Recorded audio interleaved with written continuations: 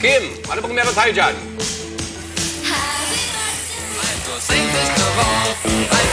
Edu, alam mo dito sa labas, kasama natin itong mga Philippine RC Drifters, isang grupo ng mga nangangarera ng RC o Radio Controlled Cars. Alam mo ngayong umaga, ibang klase, napaka-high-tech na nito mga kotseng to. Ano, pareho nitong hawak ko. Itong hawak ko, tawag dito ay grip car, no? Dahil makita niyo yung gulong niya, may grip, ano?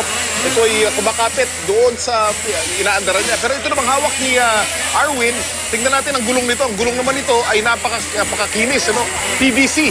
Yan yung nakikita niyo umiikot dito ngayon. Kasama natin ngayong umaga si Alan Culico ng Tamiya RC Racing School at direktor ng RC Racing School. At si Arwin Domingo, presidente naman ng Philippine RC Drifters. Itong RC Racing, ano? Ang galing. Kita mo itong mga... Matagal bang matutunan yan? Matagal bang matutunan? Kasi you're trying to control an uncontrollable car. So, controlled chaos, kumbaga.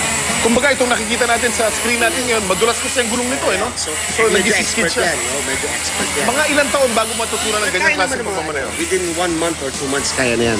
1 month or 2 months. Pero, you have to learn also yung grip para maalam mo kung ano nangyayari sa kotse. Mahal ba na magsimula ng ganitong hobby? No, not exactly. Mga ano lang, mga 5,000 to 15,000, meron ka ng basic kit. Basic kit? Basic kit. At ito namang, ikaw naman tanongin ko, Arwin, ano? Yung lalaban sa Taiwan, kailan ba yung laban na yan? Ang laban nila sa Taiwan is this September 15 sa Taiwan. So may representative kami isa, si Anton, na lalaban sa stock touring class. Ano naman ang tsansa ng Pilipinas na manalo dun sa karera na yan? We are hoping sana, 10th year na ng Tamiya, so sana mag-qualify yung Philippines sa Japan. Anong satisfaction na nakukuha nyo dito sa mga karera ng ganitong klaseng kotse? Madami, nakakatanggal yung stress, tapos yung need for speed, na ilalabas mo with very low cost.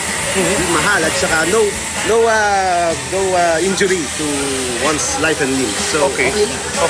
O sige, anong payo mo sa mga gusto magsimula ng ganitong hobby? Well, pag meron kayong need for speed, ship na motorsports, you go to RC Racing, very safe, family-oriented pa. Okay, yan ang mga Philippine RC Drifters. Paring Winnie, tingnan mo itong laruan, ang ganda, oh. Pwedeng panregalo sa mga anak mo to pagdating ng Pasko, oh. Tingnan mo. Mahal! Baka mahal, Kim, ha? Tingnan natin ang presyo niya kung kaya ng budget natin. Samantala, balikan natin si Miss Mavic Piñon.